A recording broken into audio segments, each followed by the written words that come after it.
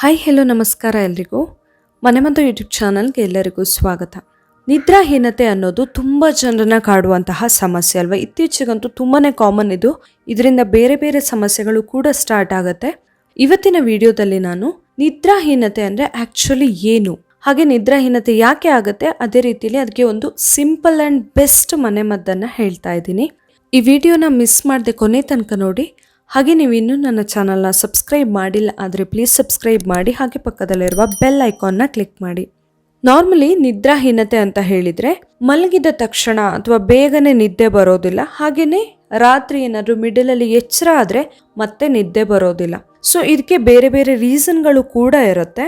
Normal ಆಗಿ ನಮಗೆ stress ಜಾಸ್ತಿ ಆದರೆ, ನಮಗೆ ಮಾನಸಿಕ ಒತ್ತಡ ಏನಾದರೂ ತುಂಬ ಇದ್ದರೆ ಅದು ಕೂಡ ನಿದ್ದೆ ಬರೋದಕ್ಕೆ ಪ್ರಾಬ್ಲಮ್ ಆಗಿರುತ್ತೆ. ಹಾಗೇನೆ ಇನ್ನೊಂದು ವೆರಿ ಇಂಪಾರ್ಟೆಂಟ್ ಅಂತ ಹೇಳಿದರೆ ನಮ್ಮ ಲೈಫ್ ಸ್ಟೈಲ್, ಫುಡ್ ಸ್ಟೈಲ್, ಹಾಗೆ ನಿದ್ದೆಯ ಹ್ಯಾಬಿಟ್ ಏನಿರುತ್ತಲ್ಲ, ಮಲ್ಕೊಳ್ಳುವಂತಹ ಟೈಮ್, ಪೊಸಿಷನ್ ಅಥವಾ ಮಲ್ಕೊಳ್ಳುವಂತಹ ಪ್ಲೇಸ್, ಇದೆಲ್ಲವೂ ಕೂಡ ಕಾರಣ ಆಗಿರುತ್ತೆ. ಅದರ ಜೊತೆಯಲ್ಲಿ ನಮಗೆ ಜೀರ್ಣ ಸಂಬಂಧಿ ಸಮಸ್ಯೆಗಳೇನಾದ್ರು ಇದ್ರೆ, ಗ್ಯಾಸ್ಟ್ರಿಕ್, ಅಜೀರ್ಣ ಎಲ್ಲ ಇದ್ರೆ ಅದು ರೀಸನ್ ಆಗಿರುತ್ತೆ. ಇನ್ನೊಂದು ವೆರಿ ಇಂಪಾರ್ಟೆಂಟ್ ರೀಸನ್ ಅಂತ ಹೇಳಿದ್ರೆ ಹಾರ್ಮೋನ್ ಚೇಂಜಸ್. ಕೆಲವೊಂದು ಹಾರ್ಮೋನ್ಗಳಲ್ಲಿ ವೇರಿಯೇಷನ್ ಆದಾಗ ಕೂಡ ನಮಗೆ ನಿದ್ದೆಗೆ ಪ್ರಾಬ್ಲಮ್ ಆಗುತ್ತೆ. ಸೊ ಈ ನಿದ್ರಾಹೀನತೆ ಇದೆ ಅಂತ ನಮಗೆ ಹೇಗೆ ಗೊತ್ತಾಗುತ್ತೆ ಅಂತ ಆದರೆ, ಒಂದು ನಾರ್ಮಲ್ ಆಗಿ ಹೇಳೋದಂತ ಹೇಳಿದರೆ ಬೇಗ ನಿದ್ದೆ ಬರೋದಿಲ್ಲ ಅಥವಾ ಮಿಡಲಲ್ಲಿ ಎಚ್ಚರ ಆದರೆ ಮತ್ತೆ ನಿದ್ದೆ ಬರಲ್ಲ. ಹಾಗೇನೆ ಇನ್ನು ಅಂತ ಹೇಳಿದರೆ ನಮಗೆ ಬೆಳಿಗ್ಗೆ ಎದ್ದ ಮೇಲೆ ಕೂಡ ತುಂಬ ಟಯರ್ಡ್ ಥರ ಫೀಲ್ ಆಗ್ತಾ ಇರೋದು, ತುಂಬಾ ಸುಸ್ತಿರೋದು, ಹಾಗೆಯೇ ಯಾವುದೇ ಕೆಲಸ ಮಾಡೋಕೆ ಹೋದ್ರೂ ತುಂಬ ಫಾಸ್ಟಾಗಿ ಮಾಡೋಕ್ಕೆ ಆಗೋದಿಲ್ಲ, ತುಂಬ ಲೇಝಿ ಥರ ಫೀಲ್ ಆಗ್ತಾ ಇರುತ್ತೆ. ಅದೇ ರೀತಿ ನಮಗೆ ಯಾವುದೇ ಒಂದು ವಿಷಯ ಅಥವಾ ಯಾವುದೇ ಒಂದು ಕೆಲಸದ ಮೇಲೆ ಕೂಡ ಕಾನ್ಸಂಟ್ರೇಟ್ ಮಾಡೋಕೆ ಆಗೋದಿಲ್ಲ, ಏಕಾಗ್ರತೆ ಅನ್ನೋದು ಇರೋದೇ ಇಲ್ಲ. ಹಾಗೇನೆ ಕೆಲವೊಬ್ಬರಿಗೆ ತುಂಬಾನೇ ತಲೆನೋವು ಇರುತ್ತೆ ಡೇ ಟೈಮಲ್ಲಿ. ಇದು ಕೂಡ ನಿದ್ರಾಹೀನತೆಯ ಒಂದು ಸಿಂಪ್ಟಮ್ಸ್ ಆಗಿರುತ್ತೆ. ಇನ್ನೊಂದು ವೆರಿ ಇಂಪಾರ್ಟೆಂಟ್ ಅಂತ ಹೇಳಿದ್ರೆ ತುಂಬಾನೇ ಇರಿಟೇಟ್ ಆಗ್ತಾ ಇರುತ್ತೆ ಮನಸ್ಸಿಗೆ. ಏನೇ ರೀಸನ್ ಇಲ್ಲ ಆದ್ರೂ ಕೂಡ ಸುಮ್ಮನೆ ಒಂಥರ ಇರಿಟೇಷನ್ ತರ ಫೀಲ್ ಆಗ್ತಾ ಇದ್ರೆ ಅದು ಕೂಡ ನಿದ್ರಾಹೀನತೆಯಿಂದ ಆಗಿರಬಹುದು. ಇವಾಗ ನಾನು ನಿದ್ರಾಹೀನತೆನ ದೂರ ಮಾಡ್ಕೊಳ್ಳೋದಕ್ಕೆ ಒಂದು ಬೆಸ್ಟ್ ಆ್ಯಂಡ್ ಸಿಂಪಲ್ ಮನೆಮದ್ದನ್ನು ಹೇಳ್ತಾ ಇದ್ದೀನಿ. ಬನ್ನಿ ನೋಡ್ಕೊಂಬರೋಣ. ಈ ಮನೆಮದ್ದು ಮಾಡೋದಕ್ಕೆ ಒಂದು ಚೆನ್ನಾಗಿ ಹಣ್ಣಾಗಿರುವಂತಹ ಏಲಕ್ಕಿ ಬಾಳೆಹಣ್ಣನ್ನು ತಗೊಂಡಿದ್ದೀನಿ ನಾನು. ಇದನ್ನು ಹೀಗೆ ಊಟ ಆದಮೇಲೆ ತಿಂದರೆ ಕೂಡ ಚೆನ್ನಾಗಿ ನಿದ್ದೆ ಬರುತ್ತೆ.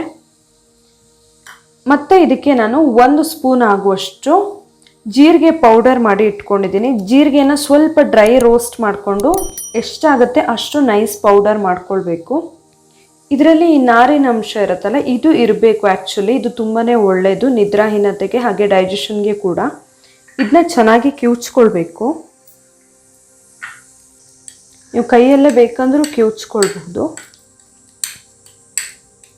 ಇವಾಗ ಇದಕ್ಕೆ 1 ಸ್ಪೂನ್ ಆಗುವಷ್ಟು ಜೀರಿಗೆ ಪುಡಿನ ಹಾಕ್ಕೊಳ್ಬೇಕು. 1 ಟೀ ಸ್ಪೂನ್ ಆಗುವಷ್ಟು ಜೀರಿಗೆ ಪುಡಿನ ಹಾಕ್ಕೊಳ್ಬೇಕಾಗತ್ತೆ. ಇದನ್ನ ಚೆನ್ನಾಗಿ ಮಿಕ್ಸ್ ಮಾಡ್ಕೊಳ್ಬೇಕು.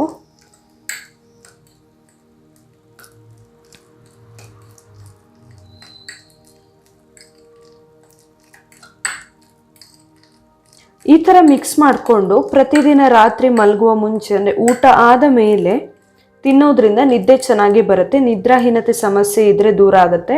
ಅದರ ಜೊತೆಯಲ್ಲಿ ಇದು ಡೈಜೆಷನ್ಗೆ ಕೂಡ ತುಂಬ ಒಳ್ಳೆಯದು. ಕೆಲವೊಬ್ಬರಿಗೆ ಡೈಜೆಷನ್ ಕರೆಕ್ಟಾಗಿ ಆಗಿಲ್ಲ ಆದರೆ ನಿದ್ದೆ ಬರೋದಿಲ್ಲ. ಸೊ ಅದಕ್ಕೆ ಇದೊಂದು ಬೆಸ್ಟ್ ಮನೆಮದ್ದು ಅಂತ ಹೇಳ್ಬೋದು. ತುಂಬ ಸಿಂಪಲ್ ಆಗಿ ಕೂಡ ಮಾಡ್ಕೊಳ್ಬಹುದು.